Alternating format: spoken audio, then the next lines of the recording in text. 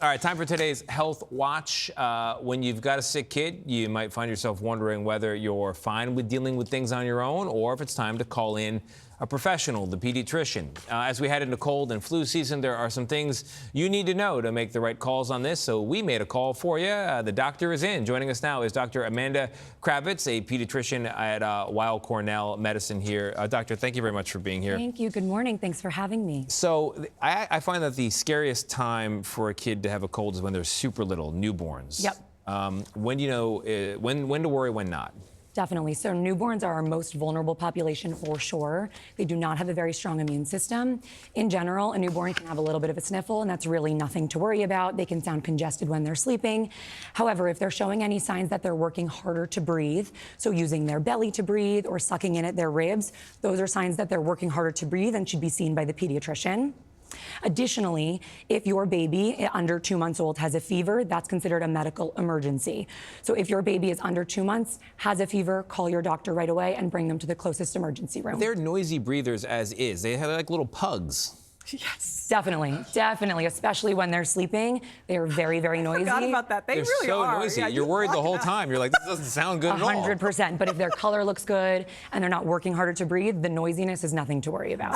You've brought back all these memories of me like lurching up in bed to like listen and look at them because they like sound nuts when they're that new. Okay, I have 2 toddlers. Oh, congratulations. I feel like thank you. I feel like they're always snotty. Yeah, so toddlers are #1 culprits of bringing home colds, different viruses, especially if they're in daycare or in school.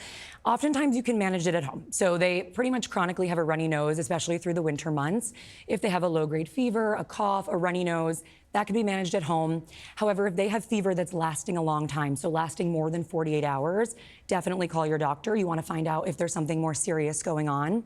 Similarly to our newborns, if they're working harder to breathe, they're wheezing, they're using their belly, they're tiring out, that's another good reason to call the doctor to get them checked out to make sure there's not something serious happening. Isn't there something I can do to try to reduce like the runny nose? Because it really does seem like it happens for months at a time. Like what else can we do besides hand washing? So hand washing is our #1 thing. Also, if we know that there are sick exposures at the school, trying to limit your toddlers to like have play dates with those children and stuff like that. But in general, hand hygiene is going to be our #1 thing. Making sure that your children are getting 10 to 12 hours of sleep at night is really helpful. I know, in a perfect 10 world. to 12. 10 to 12 for toddlers.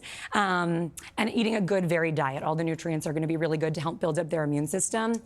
Lastly, we do recommend following the childhood vaccine schedule. There's some really good stuff in there that's going to protect them from common cold and flu viruses as well. So back to the runny nose, is there any way to teach young kids how to blow their nose and not just wait for the sneeze that releases like shot glasses full of snot? It's such a great question, something that I am working on in my office as well. The really young toddlers, it's hard. It's hard to really get them to do anything, I would say, when you ask.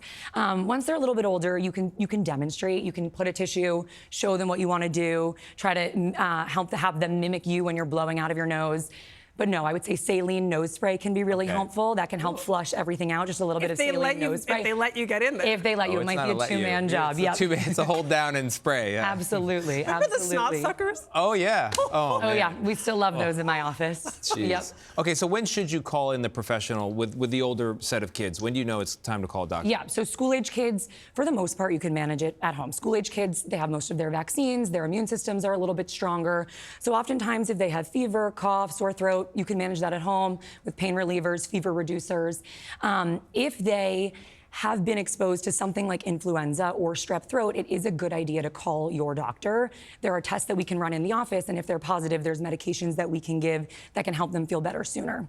Similarly, if they have fever for a long time, like 3 days or more, or if they're having difficulty breathing or really not drinking enough, like starting to seem dehydrated, not using the bathroom regularly, those are also reasons to call the pediatrician. Dr. Kravitz, thank you. I feel so informed.